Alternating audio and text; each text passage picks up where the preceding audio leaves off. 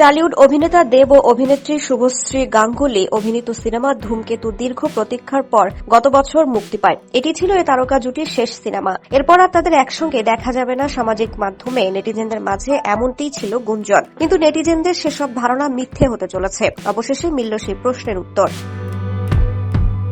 এর মধ্যেই বড়দিনে মুক্তি পেয়েছে দুই তারকারই দুটি সিনেমা, দেবের প্রজাপতি 2 ও শুভশ্রী গাঙ্গুলির লহ গৌরাঙ্গের নাম রে। প্রেক্ষাগৃহ পাওয়া নিয়েও হয়েছে তুমুল বিতর্ক।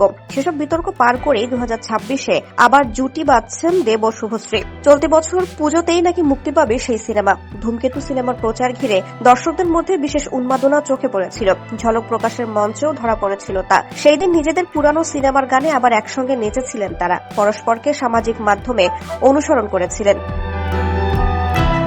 একসঙ্গে নৈহাটির বড়মার মন্দিরে পূজাও দিতে গিয়েছিলেন তারকা জুটি। কিন্তু সিনেমা মুক্তি পেতেই আবার দূরত্ব তৈরি হয় সাবেকে জুটির। সামাজিক যোগাযোগ মাধ্যমে দুজনেরই কিছু মন্তব্য ঘিরে তৈরি হয়েছিল বিতর্ক। দুই তারকার ফ্যান ক্লাবের মধ্যেও বাক বিতণ্ডা চলেছিল। সেই বিতর্কে জড়িয়ে গিয়েছিল রাজ চক্রবর্তী ও রুক্মিণী মৈত্রেরও নাম।